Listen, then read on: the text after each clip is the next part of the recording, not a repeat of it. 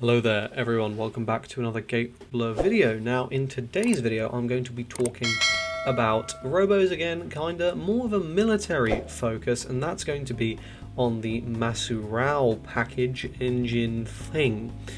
So let's talk about this, because this is definitely an interesting way you can take your robo deck that is very different. So what you get with the previous robo video, which I will leave a card for in the top right hand corner over there, and I suggest you go check that out because there's a lot of really good stuff there as well. What you're getting there is you're getting a lot of very powerful counters, and that's sort of factored in. And you've got a lot of explosive ability to use things like Schrodinger's cat to pull out something really big. What you're getting here is something a bit different. This is much more long game focused, and it can be really tough to deal with. So let's talk through the cards. So first we got Congadai here. So the counter here is choosing any number of Masurao from your cemetery and turning them to your deck and then shuffle. So the idea here is this is going to be looping back good counters, i.e. this and the Masurao second. This is a military and a robo, and all the Masuraos have those traits, which is very valuable, and we'll come back to that. This is a 5-attack double attacker, and it has charge shield, but it cannot be put in the defensive zone. And the thing to keep in mind here is that this can, even if... oh, sorry. Getting ahead of myself. we'll come back to this, but basically, yeah, this is something that's got a really strong clearing power, and you're able to use emergency combination, talk about that in a little bit, to put charge shield to give this guy charges for his charge shield, and you're also able to evolve into him. This is also really good because what you can do is you can get an attack with him, a 5 attack, restand him with double attack, and then you can evolve it into something else with emergency combination, which is really good because you could evolve him into another copy of this, which will give you double attack again because it's a new card. You could evolve into a Galak, for example, which will make this suddenly have a Galak with charge shield. You can do all sorts of stuff, so this is a really powerful card. Now, of course, second is nowhere near as good, but still really strong. So this is a 3/3/1. The counter is going to get out a first, and this is obviously an apprentice deck, I should say. And what you can do is if you've got this and first on the field, you can mash them together and make a third with 2 charges, which basically means it's not getting removed. Which is why it cannot be put in the defensive zone, because that would be ridiculous. And first is a 3/4/1, which is going to get double attack as an overdrive. So the downside, of course, with this whole package is that it's very level intensive, and that is taking away from your ability to run some really powerful counters, or quite as many. It sort of forces for haunting, though to be fair, it is my stance, and it will remain my stance, that if you're playing less than 3 haunting, there's something wrong with you, and 4 is generally the way to go. If you're not sure why, card for that video, probably, if I remember. So that's the Masurao package. It's pretty good, and you can see why you would be inclined to play this, because second will let you just fetch a first from deck, and third, and Congadai lets you recycle your other Congadais and your other seconds, as well as your other firsts, so you're always getting value out of all of these, and they're all military robos, so there's a huge amount of synergy. Here are some other good options. Gashadokuro, this card is ridiculous. I talked about him at length in my robo video, so I won't do the same here, but just keep in mind that this guy is crazy good. 1000-year cherry tree, absolute staple 4 of, if in any apprentice deck that is using Yomajin, this is like a non-negotiable fact of life. If you want to be optimal, you're playing 4 of these. Emergency combination, an absolutely disgusting card. And in this deck in particular, there is so many ways that you can abuse this to make it super good, to increase your aggro output, and to just generally to be a ridiculous card. Again, I really went into this card in more depth in the robo video, so I really do suggest you check that out. And I don't want to retread all that ground here. I want to talk about the new stuff. Here's one of the first new cards, First Dimensional Defense Battle. So what this does is you choose an ally unit, give it +2 attack and intercept. And intercept is a ridiculous keyword. The ability here to just give something intercept means that if you've got something big in the center, they're basically never removing it.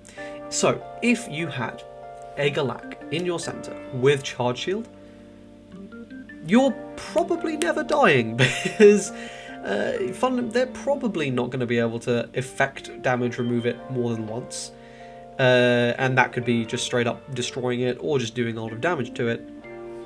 And then in that case, what you're going to be able to do is you're going to be able to flip this when they start attacking with their units, and they're probably not going to be able to clear it, because suddenly you've got 8 attack just smashing into them before they can even do anything.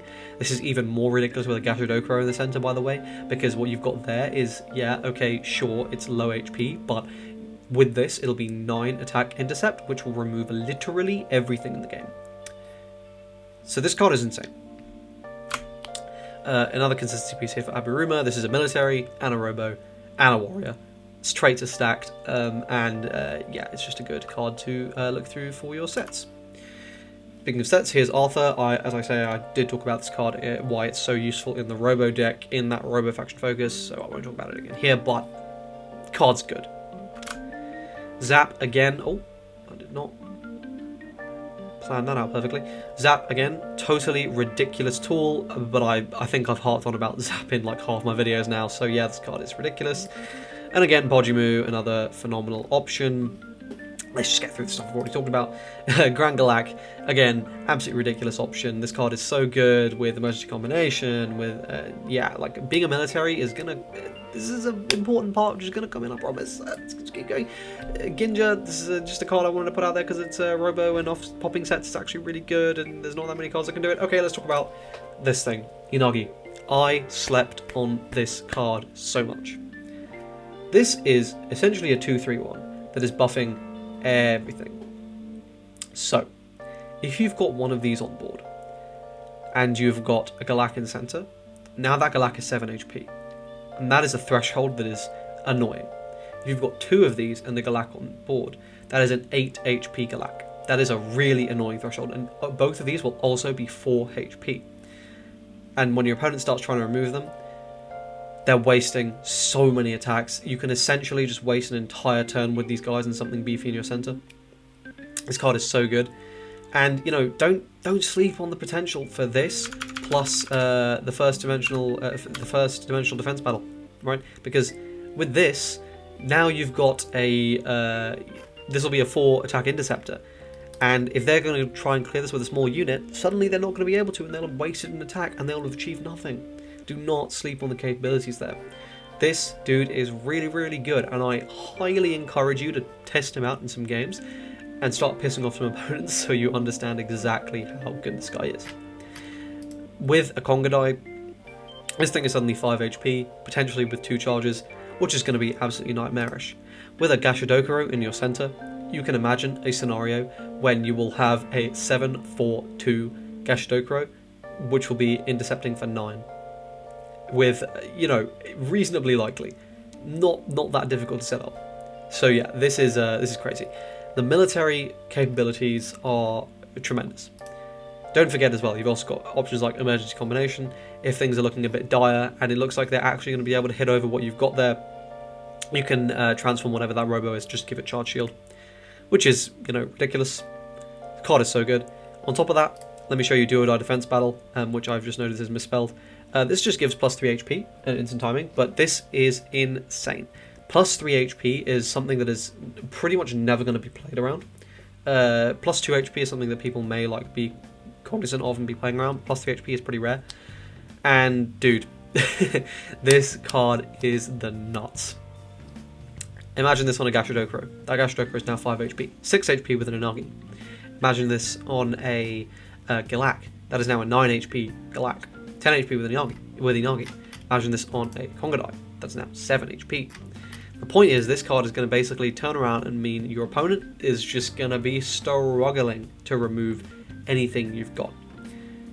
This is a much slower paced deck than other apprentice builds that you may be playing, but goddamn is it good. I highly, highly, highly recommend you guys give this a go. And I hope I've given you a sort of good basis. Again, check out the Robo video for more detail on a bunch of the other cards, but no point in making this like a 20-minute video if I'm just going to say everything I said in that 15-minute video in this one and then just add a couple extra things. I figured it was far more valuable to talk about the military stuff here. and really give it some focus. So factory focus, roll credits. Anyway, I hope you guys found this video useful today. If you did, please leave a like on the video. Please sub to the channel. Let me know what you think. If you come up with any lists, tweet them at me, post them in Discord. Message me on Discord, link in the description. Or not message me, but like message my Discord. I don't respond to DMs, so yeah, if you want to talk, do it there. And yeah, thanks for watching, guys. I hope you enjoyed it once again, and I will see you in the next one. Cheers.